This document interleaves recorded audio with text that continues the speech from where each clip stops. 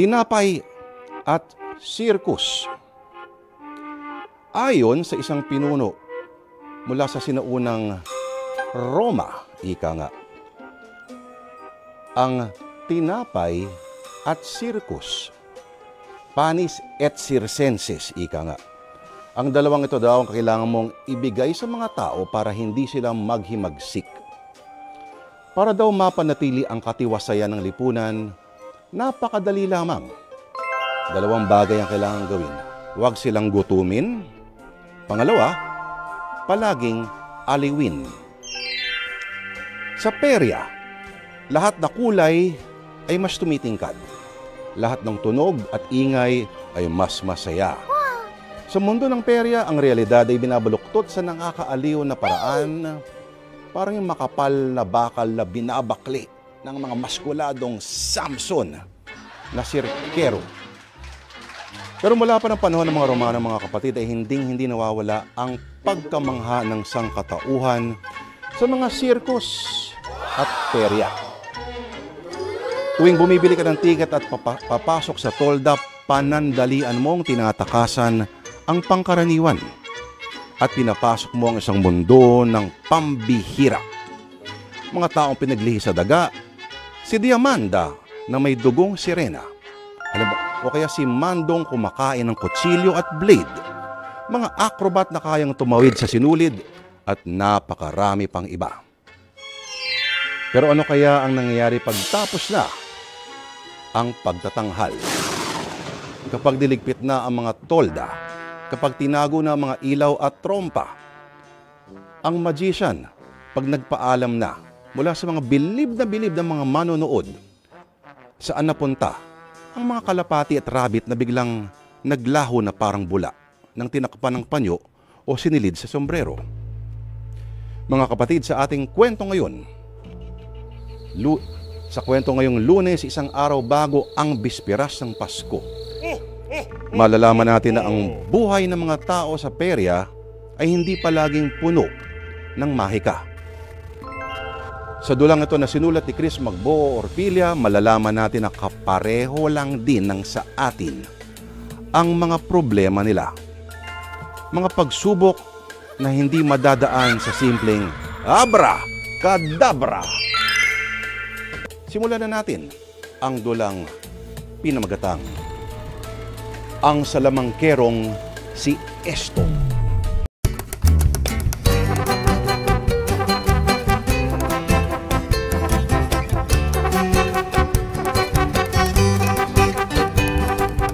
Mga manonood, para sa unang pagbubukas ng tabing ng ating tanghalan sa gabing ito, halina at saksihan ang kakaibang palabas na hindi mo makikita sa anumang sulok ng mundo. Para lamang ito sa matatapang ang sikmura, palakpakan natin si Baraka, ang babaeng kanibal!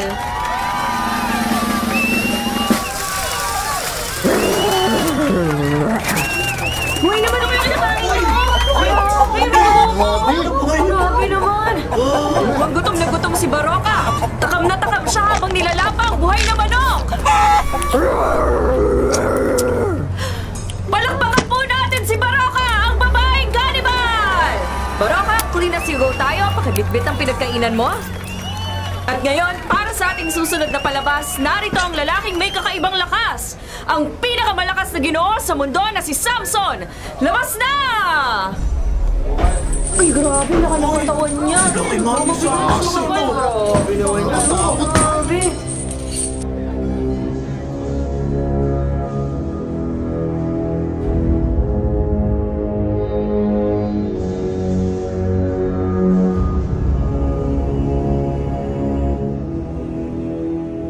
Magandang gabi! Narito ako hindi para magpakitang gilas lang, kung hindi para ipakita ang tunay na lakas ng taong may matinding tiwala sa sarili. Sino sa inyo ang hindi naniniwala na kaya kong baliin ang mga bakal gamit lang ang aking mga kamay? Di mo kayang balikin yung bakal. Di ako naniniwala! Imposible yan! Bakal ba eh? Ikaw, kung hindi ka naniniwala, ikaw mismo ang sumubok. Lalapit ako sa'yo. Subukan mong baklasin o baliin ang kadenang ito. Hala, ang bigat. Mabigat talaga yan. Dahil yan ay purong bakal na kadena. Sige, ito babaliin ko na. Ay, hindi ko na kaya. Isang subok pa. Huwag mong pagdudahan ang iyong kakayahan. Hindi talaga kaya eh. Ang tigas ng bakal na kadenang ito. For sure, hindi mo rin yan kaya kahit malaki pa yung katawan mo. O ito, kunin mo na. Napakabigat.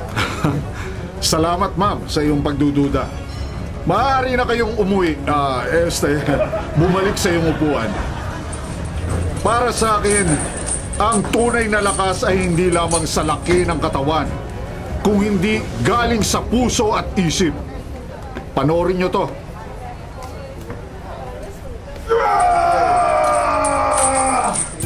Palakpakan naman po natin si Strongman Samson! Nakikita nyo naman, nagkalat ang mga kadena sa sahig at habang nililinis ni Samson ang mga bakal, magkakaroon po muna tayo ng 7 minutong intermission bago ang susunod na palabas.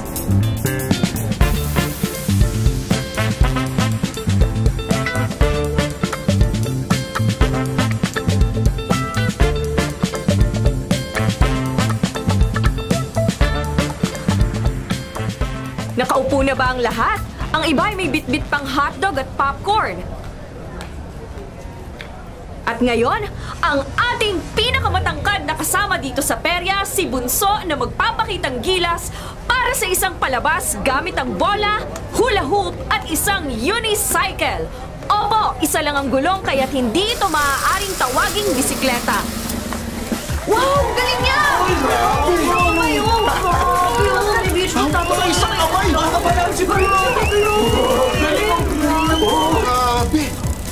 Para sa kanyang finale, susubuking tawirin ni Bunso ang isang manipis na tulay na kahoy. Saksihan po natin! Grabe, nakakapagana Ba talaga siya? Pinawalan si Maribo at saka yung mula ko bakit ang matulay. Uy, hindi ko kaya yan kahit pag-aralan ko. Sa kanya yung unicycle, kaya niya pa rin. Nakakadaan pa rin siya. Wow! Maraming salamat sa aming Bunso na para ding nuno sa punso. At ngayon, anyayahan na natin sa entablado ang ating huling tagapagtanghal, ang ating magikero, si Amazing Estong! Ki, kailangan ko na si Boysang sa labas. Kami na lang muna ang bahala dito. Kaya naman na ni tatay magtanghal kahit mag-isa lang siya. Oh, sige, pero bakit daw ako hinahanap ng kapatid mo? Puntahan mo na lang. Sige, salamat.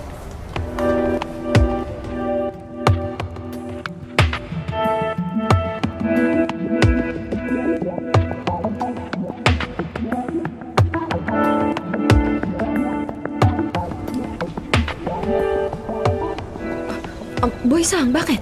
Pinky, halika. Kailangan natin magpunta sa ospital. Naroon si Junior. Dinala siya doon kanina ni Ponggay dahil nahihirapan daw huminga. May naghihintay na tricycle sa labas ng peryahan. Nagpatawag na ako kanina. Ay, Diyos ko! Baka inaatake na naman si Junior ng sakit niya.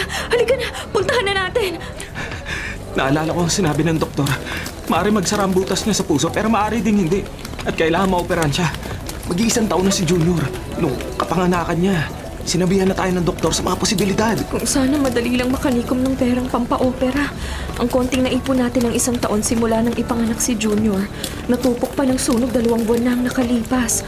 Paano ba tayo makakabawi nito? Sunod-sunod ang unos na dumarating sa atin. Di siyempre na. Nung una, umaasa pa naman ako magiging maganda ang Pasko natin at pagpasok ng bagong taon. Ngunit ngayon, nagdududa na rin ako. Oo, ayan ang tricycle. Pagdating ng ospital, kausapin natin kaagad ang mga doktor doon mamaya. Baka kaya naman nating makahanap ng sponsor para maoperahan na ang anak natin. Sana nga may makatulong sa atin. Kapaskuhan naman at panahon ng pagbibigayan. Sinabihan ko rin si Kuya Samson kanina na sabihan si tatay na manghiram kay Mr. D ng pera. Sana lang ay maging maayos ang pag-uusap nila. Ay, naiisip ko palang naaawa na ako kay Tatay Estong.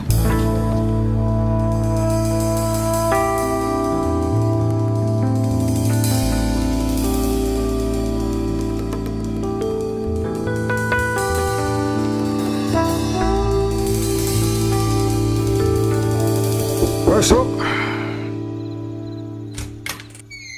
Magandang gabi po, boss. Estong, kabibilang ko lang ng pinagbentahan ng ticket sa mga palbas sa peryahan. Medyo maganda ang kita dahil unang araw.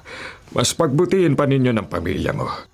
Dahil alam naman natin na matumal ang tao kapag normal na araw. Opo, boss.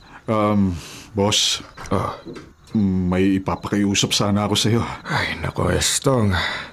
Kung babalik ka o magka-cash advance, hindi kita mapagbibigyan. Hindi rin naman ako makakapagpautang. Boss, pero kapag kinenta ang lahat ng naibayad ninyo at napagkasundo ang sahod namin, may 2 buwang sahod pa ako at ang pamilya ko nung huling palabas natin sa kabilang bayan. Hindi pa ninyo kami nababayaran ng buo. Ano? Sisingilin mo pa ako sa 2 buwan na sahod nyo? Wala namang nanonood nung nagtangal kayo sa kabilang bayan nung kapistahan nila.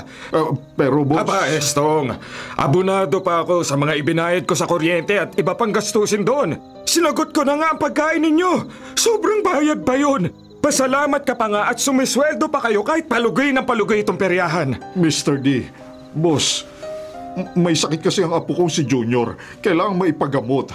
Makakatulong din ang pera na ibabayad ninyo sa pamilya ko para makadagdag sa panggamot niya. Lahat ng tao ay may problema. Marami rin pamilyang may sakit. Kung pagbibigyan ko kayo ngayon, baka ang iba ay makiusap din at mangutang pa. Hindi naman po utang ang ginagawa ko. Sinisingil ko po sana ang dapat na arawang bayad namin nung nagtanghal kami sa peryahan ninyo sa kabilang bayan sa loob ng 2 buwan. Nagmamatigas ka na ba ngayon, ha, Estong? Inuulit ko, gusto mo bang buong pamilya mo ay mawalan ng trabaho dahil sa pagpapamilit mo ngayon? Hindi ho. Alam nyo naman na simula pa lang, kasama ko na ang pamilya ko dito sa peryahan. Hindi lahat kami nakapag-aral. Tama! Isaksak mo yan sa kokote mo, Estong. Malaki ang utang na loob ninyo sa akin dahil kahit nilalangaw ang mga palabas ninyo, hindi ko pa rin kayo pinatatalsik dito sa peryahan ko. Boss, hindi naman namin nakakalimutan yon.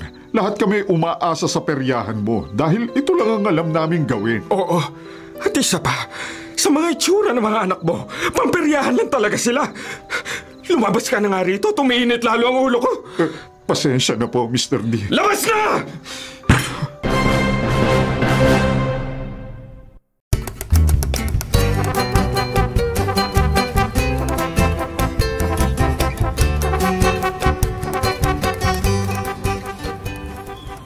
Boysang anak. Nay.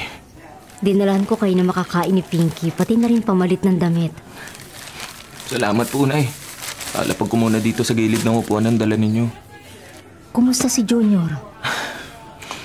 Kailangan na raw maopera ni Junior, Nay. Ang kaso lang, nakausap namin kahapon si Dr. Ramirez tungkol sa kaso ni Junior. Oh, ano raw sabi? Bakit patuloy ang pagpatak ng luha mo? Natatakot ako, anak. Nay, walang kapasidad ang pampublikong ospital na to para gawin ng heart surgery sa 1 taong gulang na bata. Ano? Bakit daw? Kulang po ang pasilidad dito sa ospital, Nay. At isa pang problema, wala silang espesyalista ngayon dito sa ospital na kayang gumawa ng operasyon. Maselan nga daw po kasi. Paano na? Pababayaan na lang ba nila ang apo ko? Hindi tayo susuko, Nay. May isang doktor daw na kayang gawin ng operasyon kaso ay nasa ibang bansa. Ay, Diyos ko. Wala na bang pag-asa? Nay, sinusubukan ni Dr. Ramirez na kontakin ng doktor na yon. Kapag pumayag na makausap natin, magmamakaawa ako. Kahit na mamasukan pa ako sa kanila habang buhay para makabayad ng utang na loob. Mabaging Diyos. Naway tulungan po ninyo ang apo ko. Sa ngayon, Nay, wala tayong ibang magagawa kung hindi ang magdasal at lumikom ng pera para sa ibabayad sa operasyon. Kapag pumayag ang doktor, sa pribadong ospital ililipat si Junior. Nasaan ang apo ko? Gusto ko siya makita. May ginawa pong test ngayon, Nay. Naiwan ako rito sa ward dahil isa lang daw ang pwedeng kasama. Maya-maya lang babalik na yon, Nay. Pinapunta ko rito ulit ang kapatid ni Pinky. Sila muna magbabantay kay Junior. Kailangan ko pa magtrabaho. Kailangan natin magtrabaho lahat. Kahit halos hindi naman tayo pinapasahod.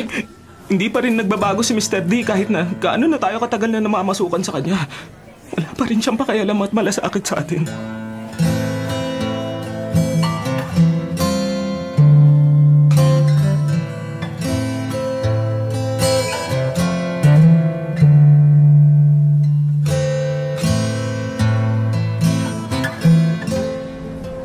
Tay, maaga raw magbubukas lagi ang peryahan.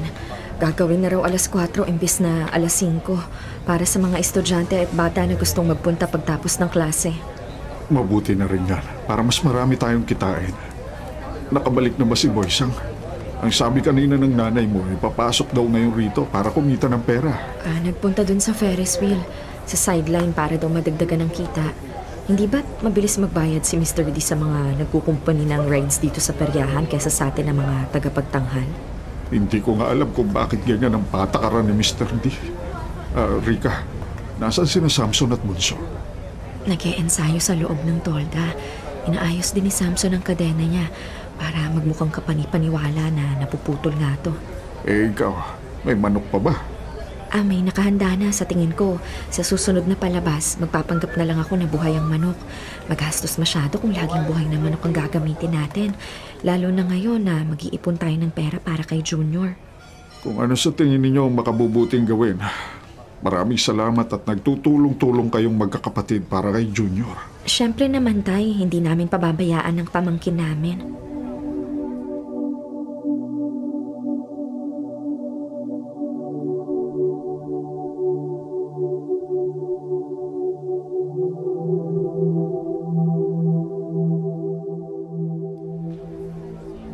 Ngayong mas maaga magbubukas ang peryahan at haunted house, mas matagal akong magsusuot ng maskara at makeup.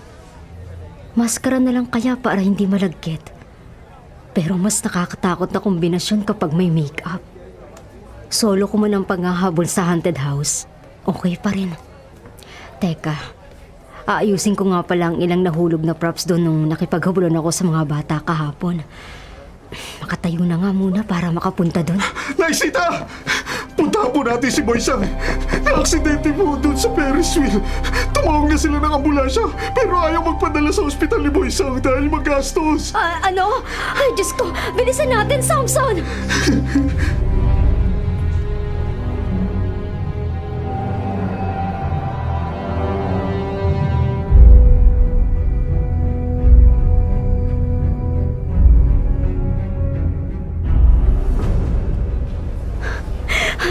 Diyos ko, ang laki ng sugat mo sa paa, Boysang. Ang daming dugo na nawala sa'yo. Hindi ba dapat dalhin yan sa ospital para magamot ng maayos? Nay, dadagdag pa ako sa isipin ng asawa ko pati sa gastos natin. Pero tol, luma na ang Ferris wheel at may kalawang pang nakasugat sa'yo.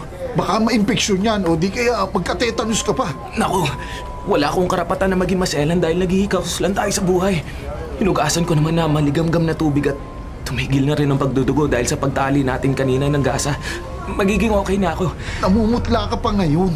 Sigurado ka bang maayos ang pakiramdam mo? Oo, kuya. Sayang at hindi rin pala ako mababayaran dahil hindi ko natapos ang pagkumpuni ng Ferris wheel. Di bale, mamaya sa color game ako babawi. Oh, sige anak. Galingan mo pa ang pagpapatawa at pagpapasaya ng mga taong itataya ang barya nila at minsan ay huling pera para sa panandaliang aliw at kaligayahan.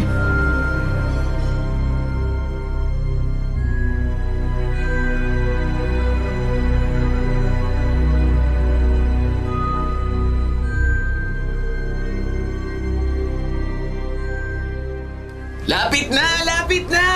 Pustahan na tayo, Masuki! Pili na ng kulay! Pili na ng swerte! Red, blue, green, yellow, white! Nandito lahat ng kulay. May tumaya ng yellow. Pero sabi ng horoscope mo, swerte ka raw sa blue. Anong susundin mo? Last call na! Last call na! Huling irit na! Mga pes, todo na to!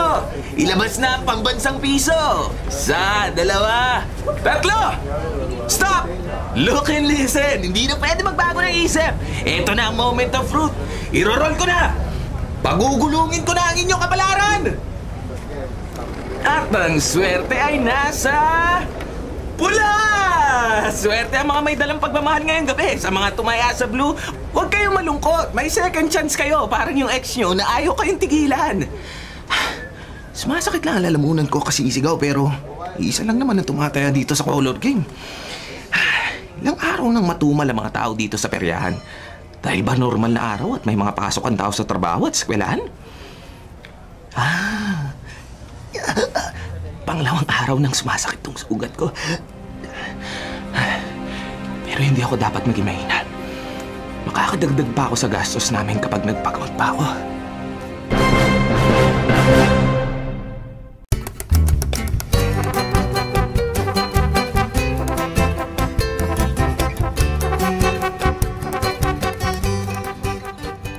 Boss, hindi ko po talaga alam kung anong sinasabi nila.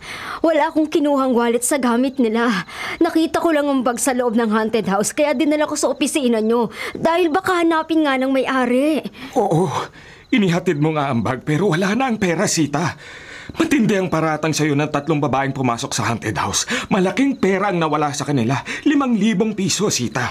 Hindi ko magagawa ang binibintang nila, boss. Kahit desperado kami sa pera, hindi namin gagawin ang magnakaw. Hindi kaya ng konsensya ko. Kami ng pamilya ko. Ni minsan, hindi kami ng agrabyado ng tao. Magnakaw pa ba? Aba, Sita. Ano naman ang malay ko kung nagbago na ang mga pananaw ninyo sa buhay? Sabi mo nga kanina, desperado ka. Lahat kayong mag-anak. Ano naman ang mapapala ng mga kabataang customer kung pagbibintangan ka? Pero hindi ako magnanakaw. Wala akong kinuhang pera. Sana kasi man lang may CCTV camera kayo dito kahit isa. Wala nang ang kinikita tong peryahan. Maghahanap ka pa ng dagdag gastos. Hayaan ko na nga lang mga pulis ang mag-imbestiga. Nagpatawag na ng pulis sa mga biktima mo. Wala akong biktima. Wala nga akong kasalanan. Bakit ako makikipag-usap sa pulis? Ay ano, Sestong? Sita, anong... Wala akong kasalanan. Wala akong ninakaw. Napagbibintangan lang ako. Sestong, kung ako sa'yo, babayaran ko na lang ang hinihinging perang pang-areglo ng mga biktima ni Sita. 5,000 piso. Ano? 500 nga, wala kami. 5,000 pa? Pwede kong abonohan muna at ibabawas ko na lang sa sahod ninyo mag-anak. Hindi! Mr. D, kailangan namin ng pera. Magpapagamot ang apo namin. Anong gusto mo? Makulong ka na lang? Idadamay mo pa tong peryahan ko sa kalokohan mo. Pero wala nga akong ginagawang masama. Sige ho, boss. Arengluhin nyo na lang. Hindi maaaring makulong ang asawa ko. Ay, mabuti naman at natauhan kayo. Sa ngayon, isasara muna itong haunted house. Bukas iba mananakot sa loob. Magpahinga ka na lang muna, Sita. O kaya alalayan mo ang mga anak mo sa pagtatanghal nila. Mr. D, paanong sasahurin ko? Mr. D, kailangan namin ng pera. Patawad, mahal. Hindi man lang kita maipagtanggol. Sa mga ganitong pagkakataon, mas nararamdaman kong wala akong kakwenta-kwentang tao para sa pamilya ko. Gaman talaga si Mr. D. Baka magkasabot pa nga sila na nang bibintang sa akin. Malakas ang kutob ko na niloko lang nila ako. Kung sino pa ang hirap na hirap sa buhay, kami pa ang madalas malamangan. Panginoon, kayo na po ang bahala sa kanila.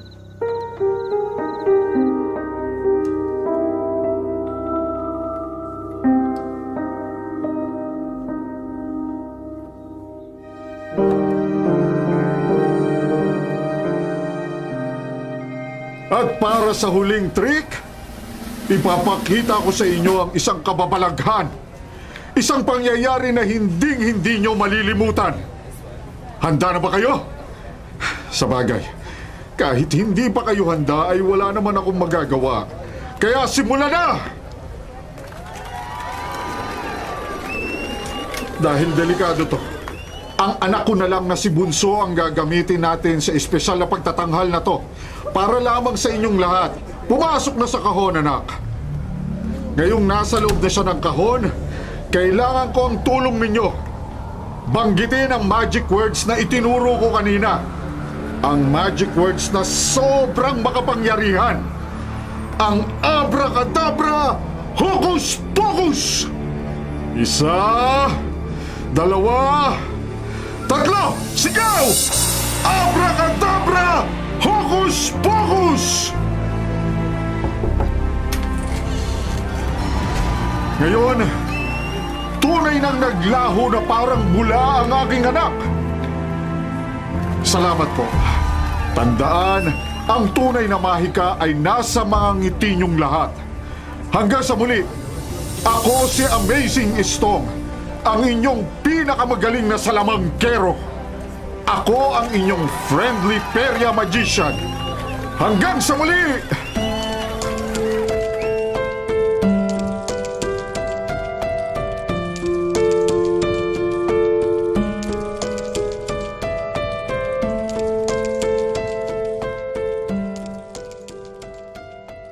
Kumusta ang gabi ninyong lahat, mga anak?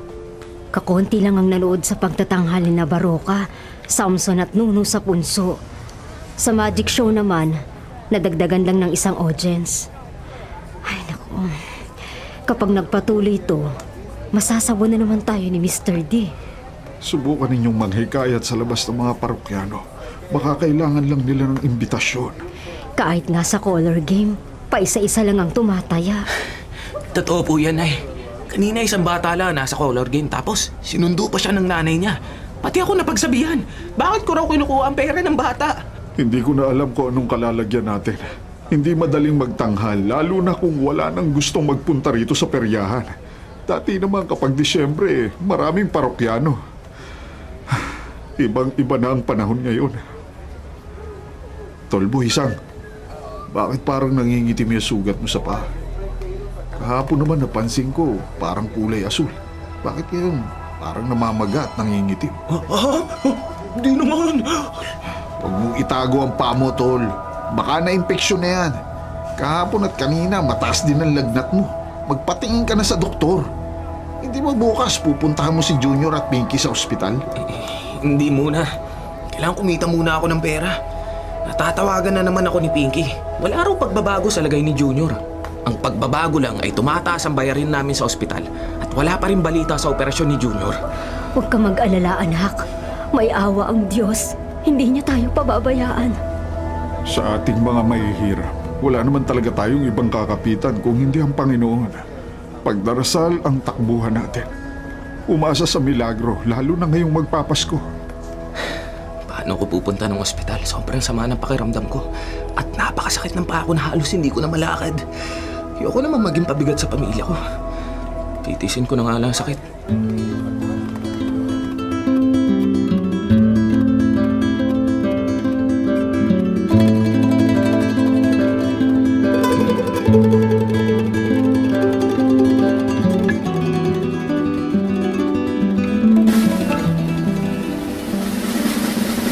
Nakakita na ba kayo ng lumilipad na bagay? Aeroplano, saranggola, lobo. Paano kung paliparin ko ang isang bola?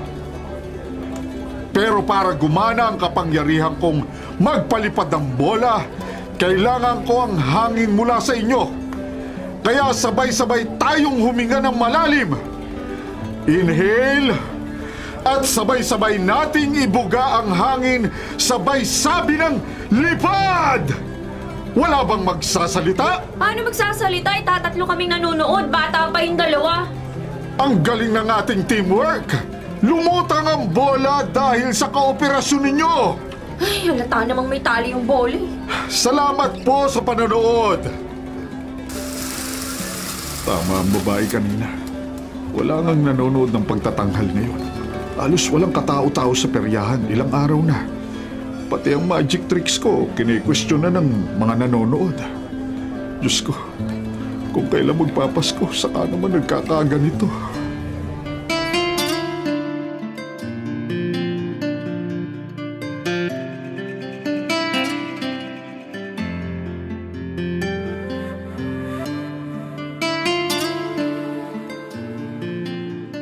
Excuse me, sir. Nagustuhan ko po ang show nyo. Ha? Little boy, ano yun? Teka, nasaan ang mga kasama mo? Nasa CR po. Sir, pwede po ba makuha ang number nyo? Cellphone number po. Para kapag gusto ko po ulit kayo mapanood. Ha? Walang kaso. Teka, sandali ha? Kukunin ko lang ang pitaka ko at ang numero ng anak ko, little boy. Peter po ang name ko, sir. At magsi 7 years old na po ako. Soon. At ako naman si Kuya Estong. Advance happy birthday pala kung ganon. Thank you po. Ayan. Ito ang maliit na papel na may nakasulat na numero ng cellphone ni Boy Sam. Hanapin mo na lang ako gamit itong numero na nakasulat dyan. Okay po. Thank you po. Bye-bye. Bye, Peter.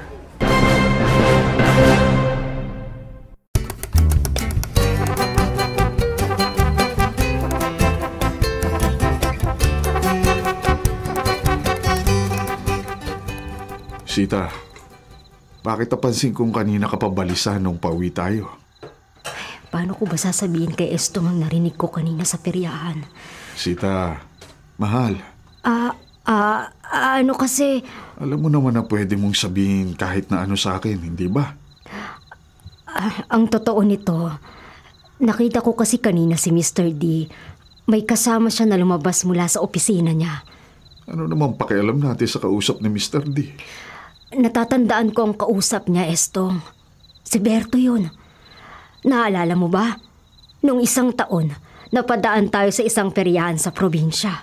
Yung nagpapanggap na salamangkero ba yan? Pero puro panggugulat lang ang ginagawa. Mala David Blaine yun, Estong. Sikat yung si David Blaine, sabi sa akin ni Rika. Wala akong pakialam kung sino man yan. Basta ako, walang bahid na ibang bagay ang mahika ko. Pero dapat na tayong kabahan, Estong. Bata pa ang Bizarberto na yun. Ikaw, malapit na rin mag-senior. At itong kamakailan, lagi nating nakakasagutan si Mr. D dahil hindi tayo binabayaran ng tama. Alam mo namang mapagtanim yun. Baka inuunti-unti lang tayong alisin. Kapag nangyari yan, hindi ko na alam kung ano pang gagawin ko. Puro na lang suntok ang dumarating sa atin ngayon. Wala man lang kamay na mag-aangat sa atin para hindi tayo tuluyang bumagsak.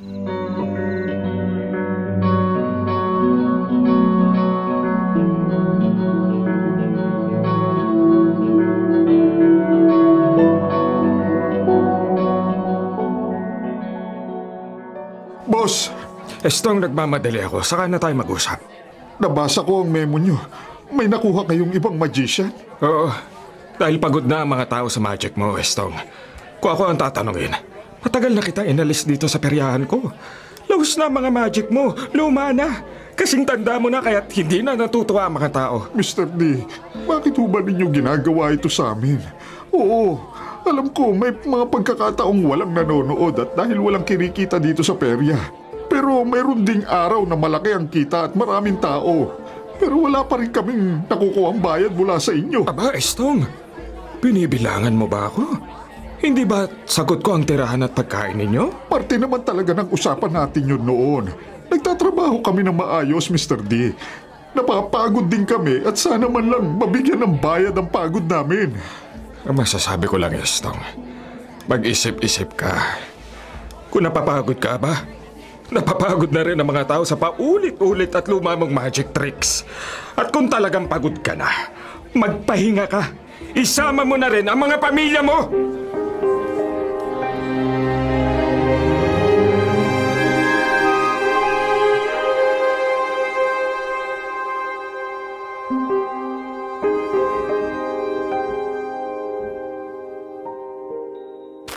Nay. O Rika, anak, bakit? Nay, masama ito. Nagkasagutan si tatay at si Mr. D kanina dahil sa planong pagdadagdag ng magician ni Mr. D at ang hindi pagpapasahod sa atin ng tama.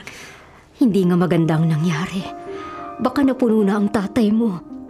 Alam mo na hanggat maaari, hindi nakikipagtalo kay Mr. D dahil ito lang ang pwede nating maging hanap buhay. Isa pa, walang ibang tatanggap sa tatay mo dahil matanda na siya. Nay, tumawag din si Pinky kay Boy Sang. O ano daw? Kumusta si Junior? Nasa ICU si Junior, Nay. Mas malubha ang lagay niya ngayon.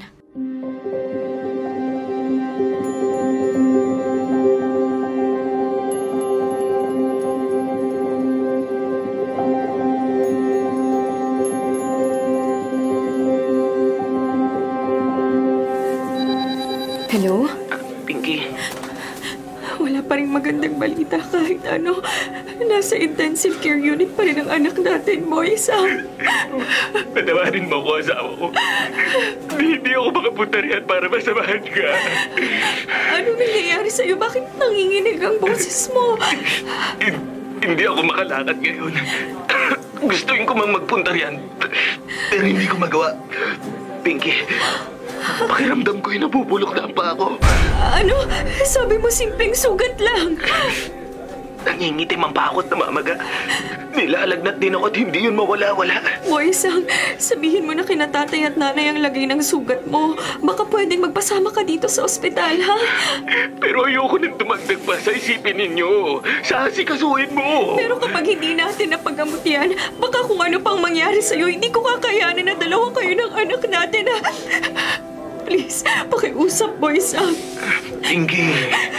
Makinig ka sa akin. Magpagamot ka na. Ang hirap lalo dahil wala ko riyan, hindi man lang kita maalagaan. Kahit dito wala akong magawa. Hindi ko kayo maalagaan ng anak natin. Tumahan ka na, Pinky. Mayawa ang Diyos, lalo na sa anak natin. Sige, magsasabi na okay na nanay. Huwag kang mag-alala sa akin. Si Kuya Samson at Ate Rica nga ay pabalik-balik dito sa peso ng color game para silipin ako. Sana matapos ng lahat ng to. Kung kailan magpapasko, palala ng palala ang nangyayari.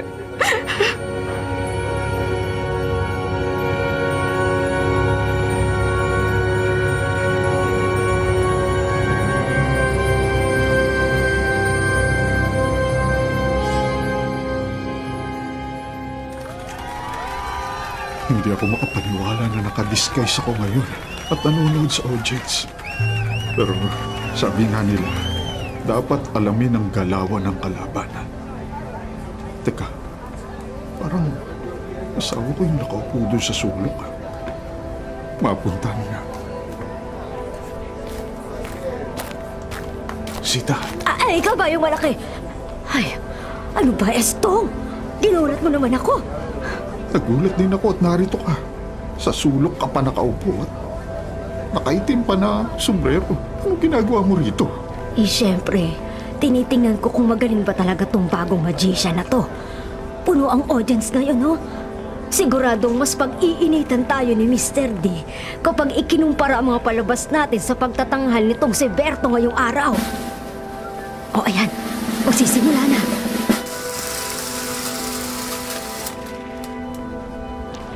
Hindi lahat ng mahika ay tahimik. Minsan, ito'y nakakatakot din. Itinaas niya ang mga kamay niya at ngayon ay... lumulutang siya. Eh, ano naman ako lumulutang? Napapalutang ko rin naman ang ilang bagay. Ay, naku, huwag nga muna maingay. Paangat ang paangat si Berto. Aba! Ay, Diyos ko! Ang puso ko! Nagulat ako. Lumutang siya. Biglang bumagsak sa sahig. At ngayon naman, pumangon at naglalakad na papunta sa gitna ng entablado. Nagulat ba kayo? Oo, lumutang ako at bumagsak. Pero magic lang yon. Panimula pa lang yan ng isang kamangha-mangha at makapigil hiningang mahika. Kasama ako, si Bizarre Berto. Esto, naku, tara na. Mukhang mahirap kalabanin ang baguhang magician na yan. Hindi naman magic ang ginagawa niya. Ang magic, kailangan ng grace of movement. Ang ginawa niya, pang shock value lang. Alam ko, kaso sa puntong ito, maraming nanonood sa kanya. Samantalang sa magic show mo kanina, 5 lang ang nanonood. 3 doon, mga anak mo pa. Halika na nga, at baka makita pa tayong nanonood dito. Ngayon pa na nagkasagutan kami ni Mr. D. Puntahan natin si Boysang. Sabi ni Samson, nilalagnat pa rin daw.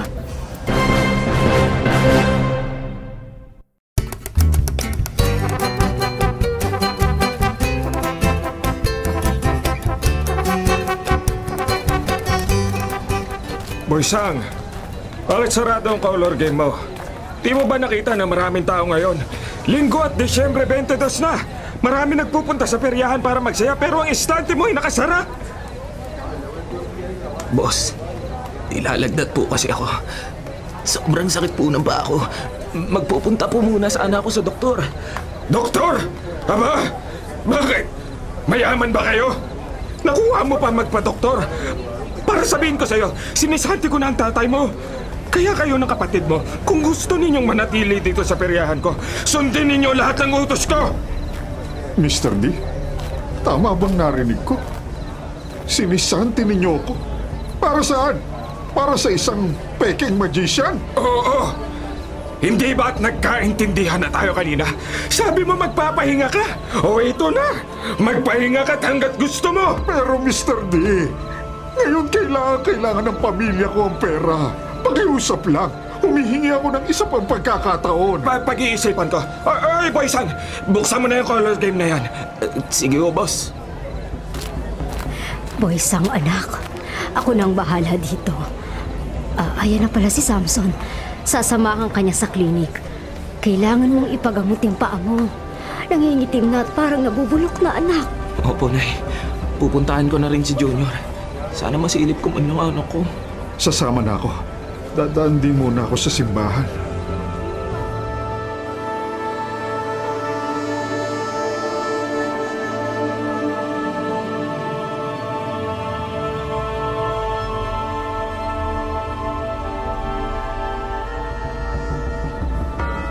Simbang gabi nga pala. Mabuti at nakaabot pa ako sa misa. Sa totoo lang, itong mga nakaraang araw, panay ang ensayo ko. Unti-unti na akong nawawala ng kumpiyansa sa sarili ko. Pakiramdam ko, wala akong maitulong man lang sa pamilya ko. Baka ito ang kailangan ko. Ang makinig ng misa at makipag-usap ng taimtim sa Panginoon para maliwanagan ako sa dapat kong gawin. Panginoon, palagi po naming ipinagdarasal ang aking apo na sana ay magkaroon ng milagro at mabigyan ng lunas ang congenital heart disease niya. Simula pa lang nang isilang siya, yun na ang dasal naming lahat. Kayan po, mas mapanganib dahil kailangan ni Junior ang operasyon upang malunasan ang butas niya sa puso. Naway katukin po ninyo ang mga taong maaaring tumulong sa aming pamilya. Pasama ng pasama ang lagay ko sa trabaho, Panginoon. Ayoko mang mawala ng pag-asa, unti-unti na akong nanlulumo. Bilang padre de pamilya, wala man lang akong magawa upang maprotektahan ang aking pamilya. Napakahirap mabuhay, lalo na kung pakiramdam ko ay walang nangyayaring tama. Pero hindi ako susuko dahil alam kong maraming umaasa sa akin. Salamat po sa pakikinig. Nilalapit ko po ang lahat sa inyo. Kabilang na ang kaligtasan ng apo kong si Junior at ang ama niyang si Boy-san.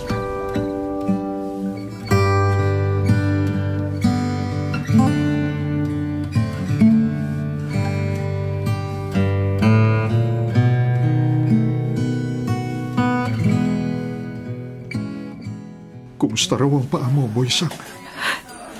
Masamang balita, Tay. Aalisin ang mga na-infect na parte ng paa niya. Yun daw ang pinakamabisang paraan. Ang isa pang option ay putulin ang mismong paa. Pero pinag-aaralan pa po nila ang kaso ni Boy-san, Tay. Diyos ko, Boy-san. Tataga mo ang loob mo, anak. Opo, Tay. Tay, may tumatawag nga po pala kanina. Hinahanap kayo. Ayan, eto na pala. Sinabihan ko kasi na tumawag na lang ulit. Sakto pala ang tawag niya sa pagdating ninyo. Eto na ang telepono, Tay. Ila-loudspeaker ko na lang po, Hello? Good afternoon. Ito po ba ang magician na si Kuya Estong? Ito nga po. Sino po sila? I'm Randy Smith. Daddy ako ni Peter. Napanood niyo ang palabas ninyo sa perya 2 days ago. May proposal sana ako sa'yo. Ang tisoy na bata na magalang pala ang anak ninyo. Opo, sir. Ano pong may paglilingkod ko, Mr. Smith? May birthday party ang anak ko sa December 23. Nako, bukas na pala to. Pwede ka bang mag-perform bilang magician? Ang kagaya ng ginawa mo noon sa peryahan na napanood ni Peter o kaya ay nasa ganung tema, basta pambata. Talaga po? Sorry medyo late notice. Kauwi ko lang kasi kanina. Galing ako ng Amerika. Hindi ako tinigilan nitong anak ko hanggat hindi kita natatawagan para bukas. Pasensya na kung magiging abala pa ang request namin. Nako, hindi po abala. Timing na timing po ang tawag ninyo, Mr. Smith. Sige po, maraming salamat po. Saan ako pupunta bukas? At anong oras po ito? Ipadadala ko dito sa number na to ang address. Pwede mo rin isama ang pamilya mo para makadalo sila sa kaarawan ni Peter. Ano? Asahan ko kayo bukas, ha? Opo. Maraming salamat po, Mr. Smith. Okay, goodbye. See you tomorrow. Sige po.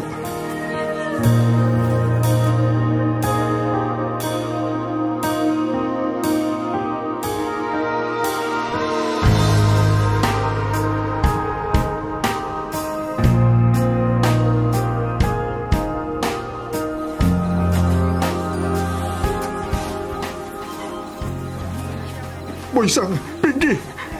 May trabaho ako bukas. Sa wakas, may isang magandang balita naman sa buhay natin. Hindi lang puro problema. Mabuti naman po, Tay. Baka kailangan na po ninyong umuwi para makapaghanda kayo. Yan po pala, Tay. Ang address. Nag-message na po si Mr. Smith. Nako, paano ka pag umuwi ako? Nasaan pala si Samson? Bumili ng gamot ni Boy Santay. Naaawa ko sa lagay natin. Kahit pambili ng gamot, wala tayo.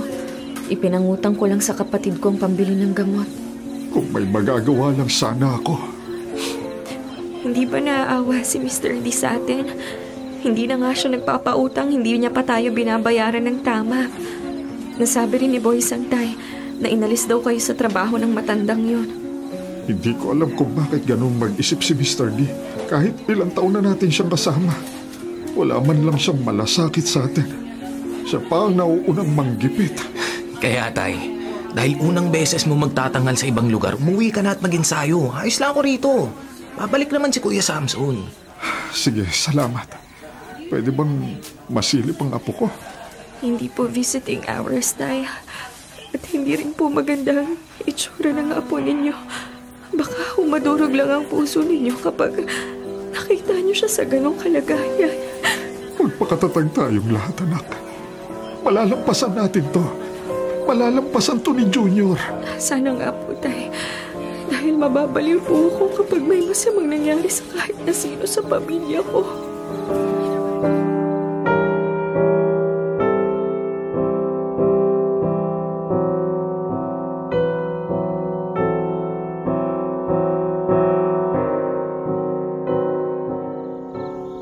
Alam mo, nakakaapat na pag-aayos at pag-check ka na ng mga gamit na dadali natin sa birthday party ni Peter Smith bukas ng hapon. May tiningnan lang ako. Ano naman? Siyempre, unang beses ko tong pagtatanghal sa labas ng peryahan. Dapat hindi madungisan ang reputasyon ko bilang isang magiliw, nakakaaliw, masipag at magaling na magikero. Nakailang ensayo ka na rin naman. Gumawa ka pa ng mga toned-down version ng mga magic mo na pang matatanda para maging angkop sa palabas para sa mga bata. Ano bang kinababahala mo?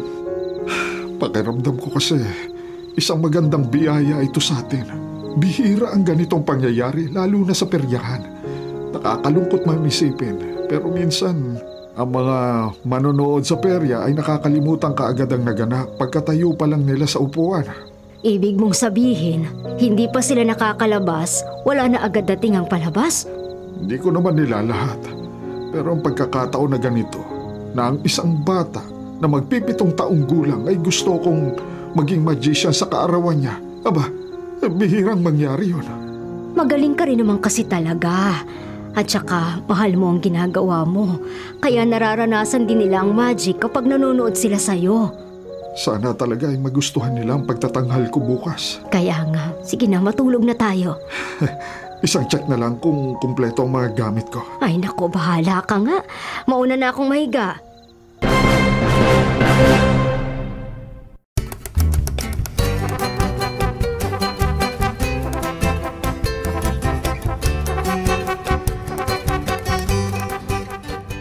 Grabe! Pagkalaki-laki nitong bahay, oh. Ang gate pa lang nila, malaki na. At ang dami pong mga bata at parang may isang lugar sa bandang swimming pool na puro magulang naman ang nakaupo. Sayang wala sina Junior, Pinky at Boy Sang. Tingnan mo, may swimming pool. Laki rin ang garden nila na ginawa parang reception area. Ang ganda ng ngiti ni Bunso. Siguro gusto mong mag-swimming, no? Ngayon lang ulit tayo nakangiti ng ganito.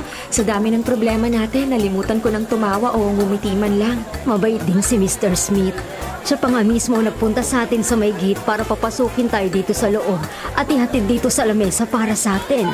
Oo nga, Nay. At ang layo ng nilakad natin simula sa gate ng village nila hanggang dito. Kaya late na tayo dito sa party. Si Mr. D naman kasi hindi na naman tayo binayaran. Oo nga pala.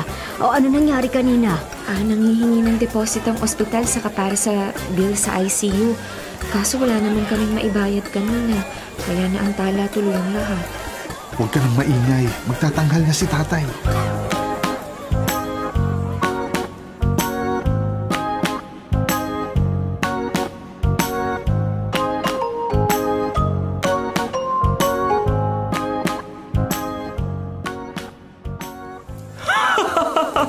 That was simply amazing, Estong. Ngayon ko lang nakitang sobrang engrossed sa mga batang bisita, pati ang mga magulang nila. Salamat po, Mr. Smith. Mind you, ilang show na ba na ipatanghal namin tuwing kaarawan ni Peter, pero this time, it's a real blast. Ang salamin trick mo, pati ang hat at cabinet tricks, parang ang bago at fresh. I'm really amazed. Nako, maraming salamat po, Mr. Smith. Nagagalak po ako na nakapagtanghal ako dito sa inyo para sa isang mabait na batang si Peter. Eto pala ang bayad ko at baka malimutan ko iabot mamaya. Pero kumain ka na muna tapos mag-usap tayo uli mamaya, okay? Huwag muna kayo uuwi. Kumain lang kayo. May asikasuhin lang akong bagong dating na mga bisita. Salamat po ulit.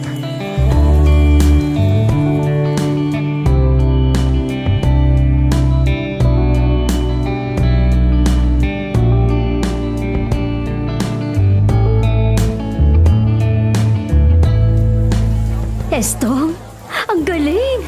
Ang lakas ng palakpakan ng mga bisita ni birthday boy Tisoy! Tuwang-tuwa nga si Mr. Smith.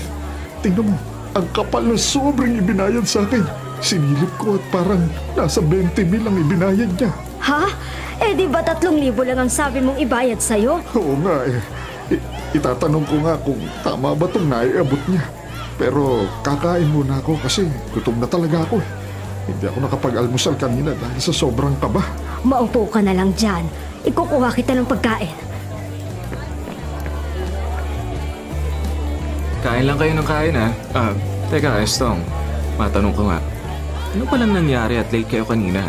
Dahil ba nagka-issue sa gate at ayaw kayong papasukin? Alam ko, ibinili ng mga pangalan ninyo sa gwardiya. Hindi po, Mr. Smith. Hinintay ko pa po kasi yung mga anak ko nanggaling sila sa ospital. Naroon kasi ang apo ko at ang anak ko na pangatlo. Hospital? Bakit? Nag-aagaw buhay po ngayon ang apo namin. May butas sa puso at kailangan ng operasyon. Kaso wala pong doktor na may kaya ng procedure. Wala rin daw pong pasilidad ang ospital. How old is your apo? 1 taong gulang po. Congenital heart disease. May butas ang puso na kailangan ng surgery. Pwede ba ibigay ninyo ang pangalan ng doktor para makausap ko? Alam ko po, Dr. Seth Ramirez. Parang kakilala ko ang doktor. Ganito na lang. Sabi ninyo ay delikado na alagay ng bata? Opo. Ilang linggo na rin siyang nasa ICU at walang katiyakan kung magagamot ba. Sige. Patapos naman na ang party. Pumunta na lang tayo ngayon sa ospital kung okay lang sa inyo, ha? Po? Kitang-kita, nagugulahan kayo. Oo nga pala. Hindi pala ako nakapagpakilala. Isa akong pediatric heart surgeon. May private hospital din ako at kaya kong operahan doon ang apo ninyo. Mr. Smith? Dr. Smith? Maraming salamat po, Doktor.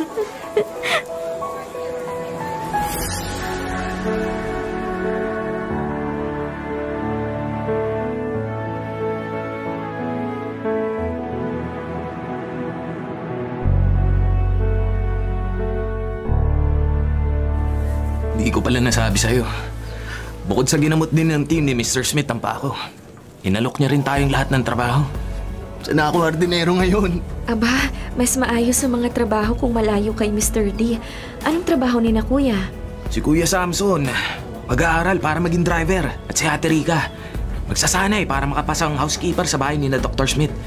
Ikaw din kung gusto mo. Pwede rin daw sa'yo yun kapag okay na si Junior. Kasi Bunso. Si Bunso na lang may iwan na kasama ni nanay at tatay sa pagpiperya dahil gusto pa rin daw nilang magtanghal sa perya. Pero sabi ni tatay, lilipat na raw sila ni nanay ng amo. Natauhan niya si tatay at desidido na siyang layasan si Mr. D. Mabuti naman. Hindi ko alam kung paano ako magpapasalamat sa lahat ng tulong ni Dr. Smith. Ganun lang kabilis niyang nailipat ng ospital si Junior. Iba talagang nagagawa ng pera at kapangyarihan. Bigatin din ang doktor na yun. Medical director at pinakamahusay pa na pediatric surgeon sa bansa. Siya pala ang tinatawagan ni Dr. Ramirez kaso hindi nakontak. Sino mag-aakala na siya pa mismo lalapit sa atin? Kaya maligayang maligaya ako. Kahit na hindi na maibabalik sa dati ang paa mo, buhay ka naman at ganun din ang anak natin. Mabuti na lang at may clearance na si Junior para maoperahan. Mabilis na lang nagawa ang procedure. Ngayon, 2 araw na lang. Kapanganakan na ni Jesus. Isang napakagandang biyaya na tanggap natin mula sa kanya.